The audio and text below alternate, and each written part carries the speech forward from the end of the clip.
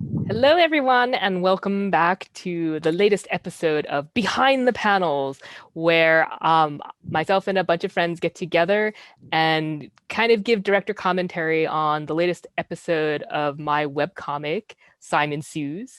And with me today, I have the usual crew, and I'll let them introduce themselves.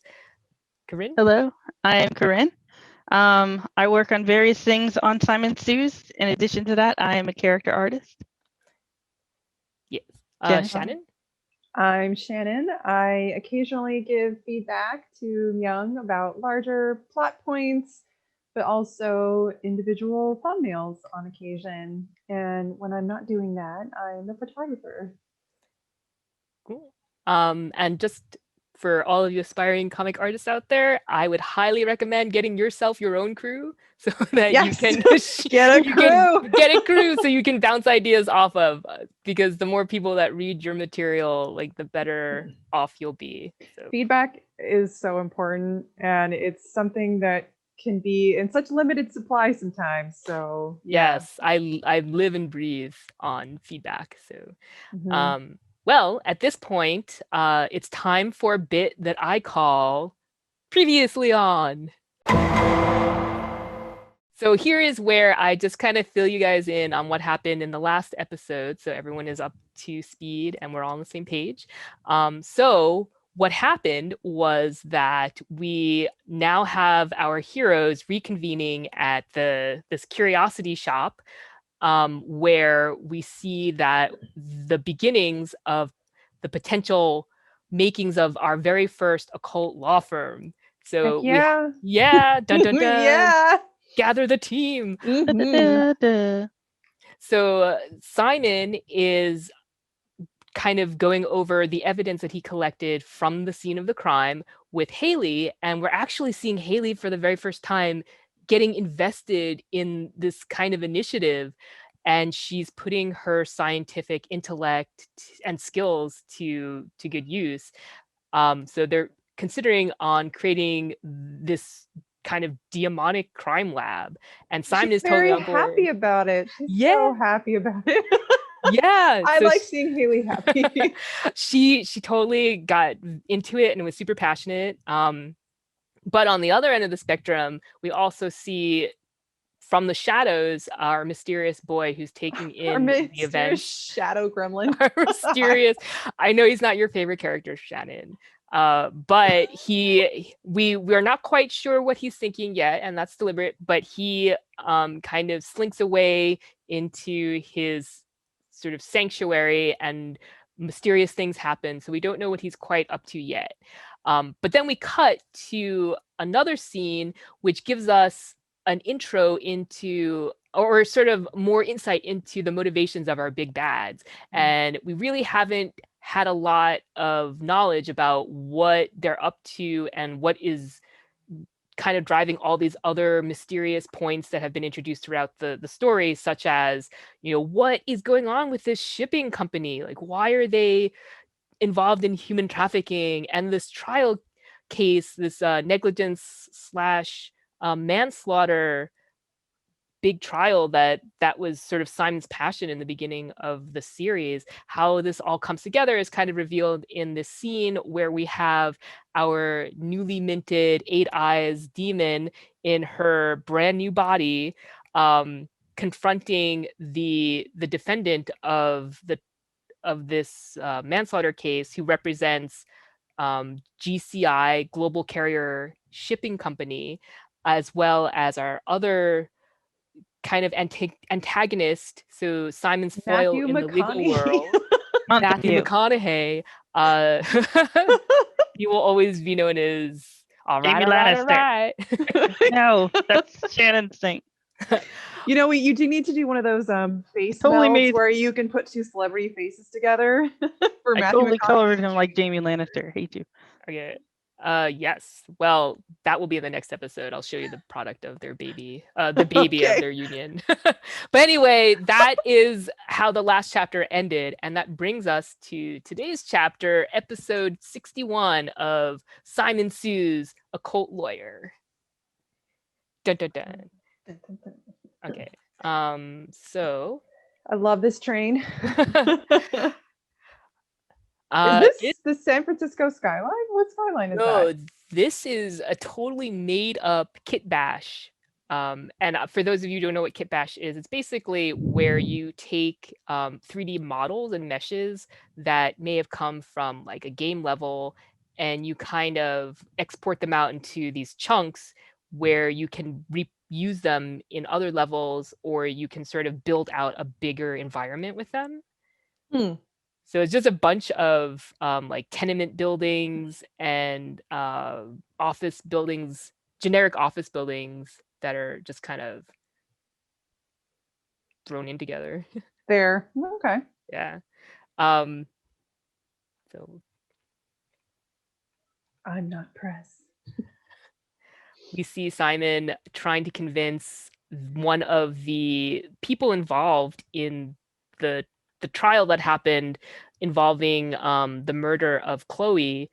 And remember, in case it kind of slipped your mind, but we had this sort of irresponsible, negligent doctor who had signed off on the the suspect's medical assessment chart and released him without properly diagnosing him. And so he may be a target of this demon that's going around, kind of vigilante demon. Hmm. I love the lighting in the panels that are coming up. Like, I love the attention to detail that sitting here in the subway, the light would be coming from both sides. And then, like, it's just very consistent from shot to shot where the lighting is actually coming from. And it's actually set to what it would be. I like your attention to detail when it comes to lighting. Thank you. I think you can really, really see that. Indoor lighting is such a pain in the ass compared to what you need to do for ambient, just because there's so many things at play, so many things that bounce. Mm-hmm. Different materials. Yeah, different materials, things casting shadows on other surfaces. So it's so complicated. And it makes product photography really complicated. Yes, you should know, Shannon. Mm-hmm. Look at that swirly hair. The ice cream swirl hair that you Yeah, enjoy. both these characters look really good in this scene. I actually I don't know if this comes across, but I really modeled the character Shannon not only off of yourself in spirit, but I really looked at a lot of Audrey Hepburn images. Oh, That's why it looks. I was trying to guess. It because I was like, it has Shannon-ish features. I was like, who else? It's Shannon Audrey Hepburn. so is she my and Audrey Hepburn's love child? Is that what you're saying? Yeah, maybe I'll do a merge of you and I Audrey want Hepburn. to see it. Please let me know. Oh, I did want to call out this part because, again, just a little bit of legal terminology. And again, I'm not a lawyer, so please do not take anything I say as legal advice. Not that you You would. need a disclaimer like anything we say here is not meant to be taken as from standard legal advice and should be reserved from your own legal representation. Oh yeah, I'll have like a terms of service at the beginning of the video. It's just But banned law. but so duty to act is kind of it's actually a little bit of an ongoing debate with what should be people's responsibilities to each other, and how our society all connect to each other and our expectations. So in the beginning, there was this question of, can we hold people morally responsible? And there was a split between a lot of kind of law academia and theorists and actual law and legislation itself on, do we have to have people accountable for decisions, active decisions that they make, because then how can we tell them what they should do, what's right or wrong? Well, it seems like one of these ideas that's interesting to think about, but I imagine would be, practically speaking, very difficult to navigate in any kind of legal case because there's so many factors leading into why we choose to not do something. Yeah. And it, yeah, when there's not an explicit action to judge, but a non-action, I imagine that would make it a lot more complicated. but I'm also not a lawyer, so I don't know. That is exactly what many court systems, like our court system, as well as England's court system, because there is a famous case that kicked off a lot of law debate and review of this woman who drank it was like a beer, a I want to say root beer, but it was in an opaque glass that was a borrowed bottle, and it was kind of one of those. It's an old timey situation where you still had milk delivered to you. So there was this guy who he sold this like kind of beer or root beer concoction, and he would put his stuff in these borrowed bottles for people to buy, and the bottle had been sitting on the curbside for a little bit before somebody actually purchased it, and a snail had gotten into the bottle and died. Oh God. And the woman who ended up buying it and consuming it, Oh she God. ended up with indigestion that was serious enough that they investigated and were able to track down the manufacturer of the beer. And the question was, what is his duty to that woman? And it actually turned out that there were two major factors involved in whether he could to determine whether he could be held liable. And one was like, could he foresee that having an opaque bottle out there where people couldn't see the contents of the bottle could lead to some type of like tort case, or would lead to damages? And they determined, the English court system determined, yes, he was, or this company was liable. Wow. And so that's kind of what this duty to act is, because in the States, we don't necessarily have, very robust laws on telling people what's right or wrong, but we do have things where we say you're in a certain position where you have responsibilities to people, like caregivers or parents and stuff like that. So it's a very tricky situation. Well, the both of you know that I really love snails, but I am horrified by that story. You would not eat a snail? I would not eat a snail or a slug. I do love them though. People do like snails though. So just a kind of reminder of why they're on this train or where they're heading. So they're actually heading down to the courthouse, to warn the second person on the list of targets, and that is this assistant district attorney, Antonio Ramos. So we are going to see him make his debut in just a few panels. But hope you're ready. But just to refresh people's minds of what is going on, and like why do they need to find this guy in the first place? Before you get to that, I do want to point out that's a pretty sweet map. I really like that map. Oh, thank you. This is actually the DC Metro. Okay, I was like, I know this is from somewhere. Although, I mean, it's adopted from, or many transit systems adopt this, because how many graphic designs or representations can you make for a subway system? I wish there was one system where they all look like different colors of snakes. You're like, what are you riding today? I'm like, I'm riding the mamba. Like, I'm riding the coral behind. Anyway, so you were gonna recap. Well, I was kind of waiting for this scene here. Okay, so it gets off. There he is. There he is. Yeah. Look at that. Dill. What a handsome man. He's very handsome. Yeah. This guy, his face, just the amount of time inking it compared to the other characters. Maybe because he's also new, but I feel like deserves it. Yeah, deserves it's the hair alone. The hair is beautiful. Like, I didn't think anyone had better hair than Simon, but I stand corrected. Yeah, if you're in my comic, you must have luxurious hair. State law.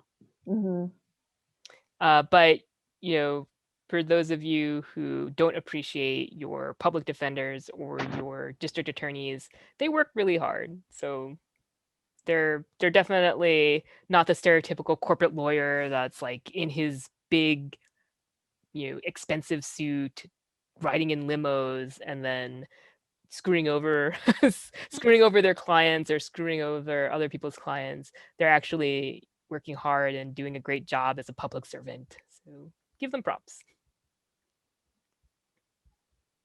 And the Simon and Shannon approach this guy, and he's way too busy for them because you have to remember they're law students, so he doesn't know they're the main They're at characters. the bottom of the law. Yeah. He doesn't really care what they do. So he's like, "Oh God, are you guys interns? I don't want to deal with this. I am so busy with real life." Look at these faces. They're so good. You can tell instantly you're like, those are the faces of liars, nervous liars. Pretty funny. But he humors them because, what else are you gonna do? They're gonna follow him around anyway.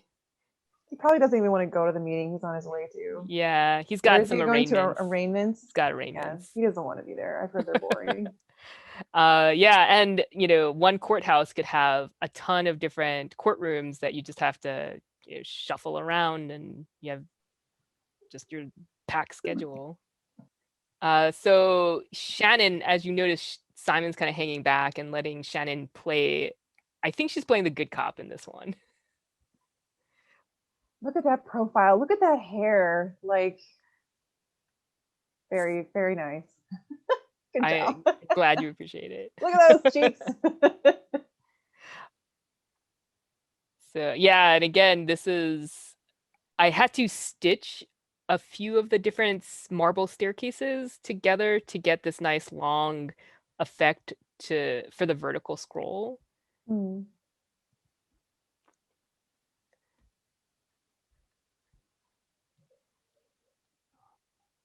Okay. What do you mean by stitch? Do you just copy images?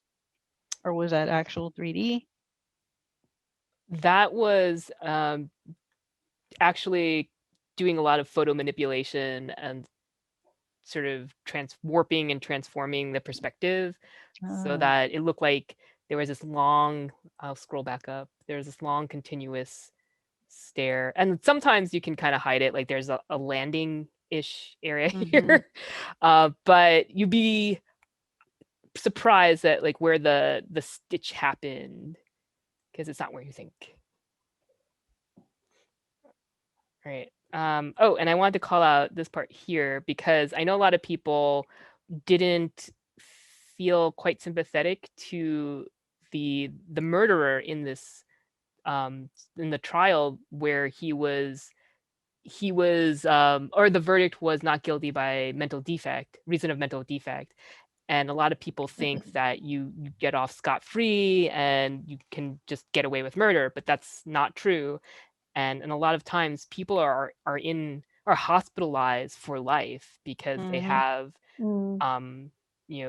serious mental illnesses. And so it's not as if they're living the good life. And so that's why this district attorney realized, I wanted to definitely make it clear that he was on the good side. He was one of the good guys. So he realized that sending this guy to prison would be a terrible decision. And so he actually worked with the defense attorney, Dr. Kapoor, who is part of this sort of nonprofit civil liberties, my version of the ACLU. And he worked with her. Spidernet. Yeah. He worked with her to find to render the best verdict for everyone. And I think it's important to realize that the district attorney's office is not just about putting away people in prison. Sometimes you get unscrupulous district attorneys that just want they're making their way up the ladder.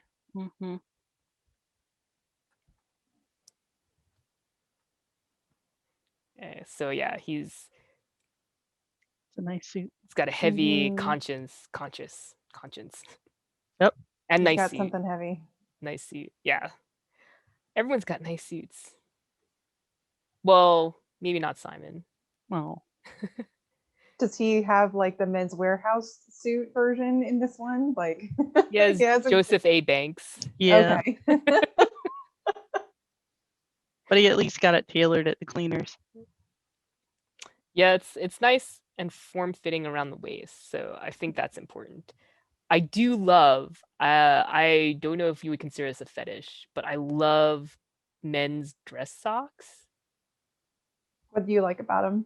I love not just dress socks by themselves, but I love when you see them kind of peek underneath a pants leg and Like as a pop of color, like as yeah, like a with little that bit of shot, style. the shot where Simon put his leg up on the seat and then Oh, were you showing us his socks? yeah, and I was showing you his Oh, shoes and more okay. importantly, I his feel dress differently about sock. it now. Or whenever you see like those glamour shots where they have a wind machine and a guy's in a nice Armani suit, but the material around his leg is kind of blown out or blown up, and you see the the flare, the pants flare, and then it hugs the dress sock. Where do I So see these nice. videos? It's so nice. I'll I will find some for you. But once you see it, I feel like you won't be able to unsee it. Okay. This suit is one of his cheaper suits too, because it's a little high watery, so you can see his socks in this one. No, you can. Actually, it's a little ill fit. So I think. No, I said it's high watery, so you can see it. Oh, I Sorry. thought you said you can't. No. Yeah, so he definitely did not get this tailored. It's not a bespoke suit.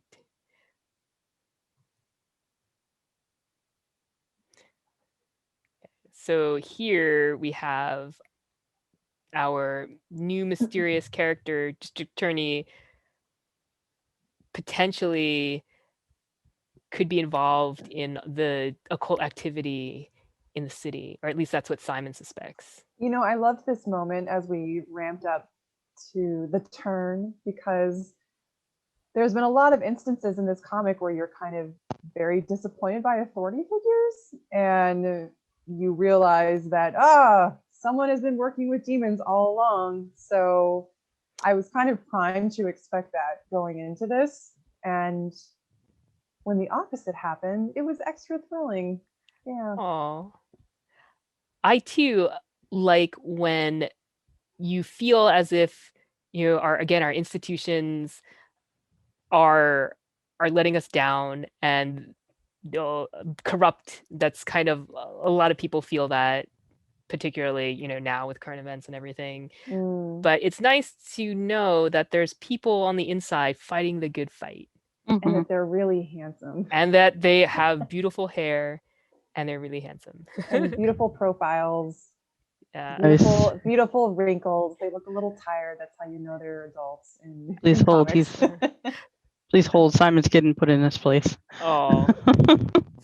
This is the moment where Simon realizes that he had this guy pegged all wrong, and maybe he's a little bit out of his league or out of his depth. So something is going on, and it's not just Simon who realizes it, which is kind of good because I like when you can see the reaction of multiple people in the world, and it's not just your characters are crazy or they're the only ones that have any common sense. I really like Simon's bamboozled face. Yeah, I think the answer is yes to Shannon's question.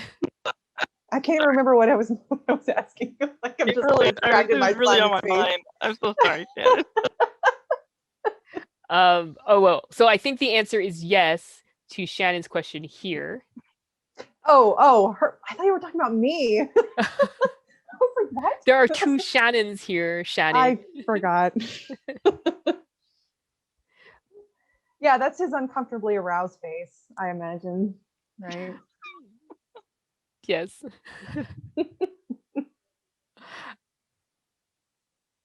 Okay, so our heroes they're defeated. It's been a long day. And when there's an insurmountable or what feels like an insurmountable challenge, it's the time where you have to have your heroes kind of at a low point before they rally again. Mhm. Plus, I like when characters put two and two together. So you give them some information and they aren't just like side blindsided, or they they don't make the realization or use rational thinking to unpack that and uncover all the other ramifications of what that information means. Mm. So I hate when that happens with stories where characters are meant to be really smart. Mm. Because it's out of character, and it's something that readers would do themselves. They're like, oh, why didn't he think about what this means, or why didn't he go ask Yeah. this person for help? I do like that I guess now recent storytelling has less of that. Like the obvious, like if they had just communicated, or if they had just done this very simple thing, like so much of the ensuing drama would have been prevented, or like Yeah. they would have had the pieces they needed to figure it out. Yeah, or like if this is happening here, where else could this be happening, or what else does that mean for other people, and maybe I should check that out, or maybe there's other weaknesses that I need to check out in my plan because there could be multiple points of failure. It's this kind of like mental and emotional world building to the characters in a way. Hmm. I think if you want to, it's totally valid to have your character be flawed, where they have blind spots and they don't think about it because maybe they're too egotistical or they're overconfident, and that's part of their growth. Or you have to give some other explanation of why they didn't think about it, or why they didn't do this alternative route. I hate to bring this up, but the infamous Game of Thrones plot device where they have to in the last season, where they have to somehow convince Cersei that there are these whites and White Walkers that are coming down from the north, and the only solution that they could think of is to go up north and try to kidnap one so they could bring it back down south. And um that was the most contrived thing in the world. Everyone was like, well, why would they do that? Why didn't they just do this? Or why didn't you just like blast through King's Landing with the dragon? And they never really gave good legitimate reasons why they didn't choose to do that. And they didn't even prop it up with a character flaw where they would say, oh, um Daenerys is scared of Cersei or something like that. Mm-hmm. So there was never a good valid reason why those characters made those decisions. Other than it needed to happen. Yeah, other than there was a plot point that they needed to get to, and there you go. Okay. Oh, I wanted to bring up something that I read in an article and I thought was Can we interesting. pause here or come back to it later? This panel. We'll pause here. So there's all this commotion going on in the comic right now about a press conference, and I actually had read, as part of the strategy of the defense team for O.J. Simpson, was to have these impromptu press conferences on the Friday afternoon before the sequestered jury would go into their quarters and obviously talk amongst themselves, even though they're not supposed to. But the defense team planned or speculated that they would secretly be speaking to their loved ones or watching television, and they would see the press conference, and so that they could control the narrative of the court, and what everyone else is thinking. And it was a very indirect way of swaying the jury. But that was something that Johnny Cochran, and it could have been somebody else on his defense team, had deliberately cooked up. And I was like, oh, that's this guy is Montague is very much a Like Johnny Cochran. actor. Yeah, he's Johnny Cochran. He's flamboyant, and in the last episode, he had this metaphor about how the trial is just this big, TV show or just this big Right. spectacle, and that's why he loves giving these press conferences. It's funny that you mentioned the O.J. Simpson trial, because I was going to say earlier in our Behind the Panels episode that I have also been listening to this long form podcast called You're Wrong About, and the current arc that I'm listening to is, I think, maybe so far about 10 episodes in it, and it's all about the O.J. Simpson trial as it happens. So wow. there's a lot of discussion going into sort of like legal strategies and this and that and the what for the trial, kind of in a background to my life the last week or so. So it's, I guess, birds of a feather. Yeah, now that I look back, Or great minds, I should say, because we're not flocking together right now. We're socially distanced flocking. now that I look back on what happened as an adult versus when I was a kid and followed the trial and didn't really understand how serious. Well, I knew the charge was serious, but all of there was a lot of race involved and a lot of manipulation on the part of the defense team, but also a lot of incompetence that happened on the prosecution side. All of that stuff I didn't really think about or put two and two together until I got older and really understood how our justice system works, the procedures, and realized how kind of how fucked up that trial was. Okay. Here's a good character flaw we see is Simon, where Shannon knows better, but Simon just can't help himself. I have a question. Has Simon always been suspicious of this guy's press conferences? Because every time you see him, every time you see Montague at a press conference, you kind of see Simon there either glaring at a screen or glaring at him. He gets triggered. I think there's, in the beginning, he was not suspicious of him, and I think he almost admired him. And there's a point earlier in the season 2 where he talks about Montague in a very positive way, and Isaac calls him on it. And it's actually a line that Isaac says here where he says, "A man draped in power." That's exactly what Isaac yelled at Simon, because Simon was joking about how if he offered him a job, he would take it. But that was before he really understood his involvement in sort of like the occult killings and other violent events that have been happening around the city.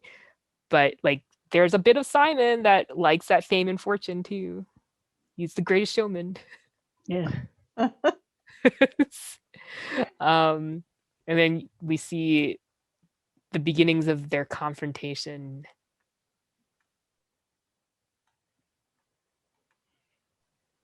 Oh, yeah, he sees it. It's like a beacon. And this is where we end the episode.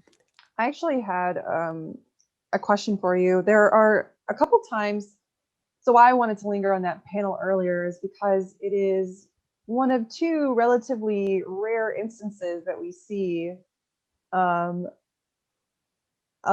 Simon's interior thoughts.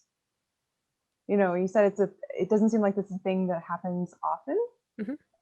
So I wondered as to what was the decision making like, as far as why do we hear Simon's thoughts in those moments? Very good call out, Shannon.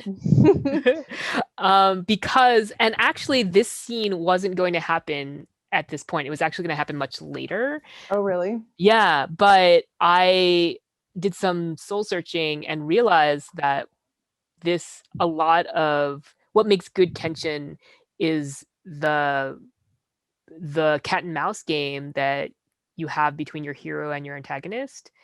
And actually, what I thought about it, this season, Simon hasn't really had kind of a good fair fight with one Eight Eyes demon and this guy Montague. He's either been on the really losing end of it, or he was being manipulated or terrorized. And now that we see Simon kind of leveling up, I really wanted to have the kickoff of this kind of face off between him and the demon happen sooner. And because it's something that I really wanted to crank up the drama, um, that's why I had Simon's thoughts, so you can peek into kind of how ruffled he is by this guy. Yeah, because I had to say, like, I think in this chapter there's the first instance where we hear Simon's thoughts, where I think he's simply saying like he's lying or he's mad. It's like and then there was the bubble not too long ago. But in addition to that, Simon's body language throughout this chapter and some of his reactions were very strong, in a way that I haven't seen from Simon thus far. I remember thinking as I was reading through it, like, man, Simon's really upset. Like, there's several times where you see him like kind of launch himself, like either verbally or physically explosively. Like when he's like, oh, he's not going to get away with it. Who is that? Like at the beginning of the announcement of the, yeah, he seems really hyped up this chapter. I'm so glad I can tell. I'm so glad you feel that way, because I really want, at this point, in my opinion, I feel like this is the turning point in the story where things just start snowballing, and I feel like Simon has seen enough, and he's lost enough that he's gained enough confidence that he wants to now be the proactive and antagonist in his own story. Maybe not antagonist, but provocator. Yeah, that makes sense. Yeah, I think that comes across. Yeah, and you'll see, I don't want to give too much away, but you'll see in the next episode, that I really wanted that tension to keep growing and growing, so you don't know if it's going to end well for him, because he's on such a collision course. Can't wait for next Thursday. He doesn't really have a good track record when he gets in his feelings, like he tends to make not the best decisions. Yeah, I think that's just going to be his MO. He's just going to go really passionate, all in, and then he's going to pull out a win because of his wits. Well, thank you everyone for joining us again, for joining me and going over the chapter, the episode. Until next time. Thanks same for the time, invite. same bad channel, same bad time. All right. Woo woo. Woo woo. All right. See you guys. See ya. Bye.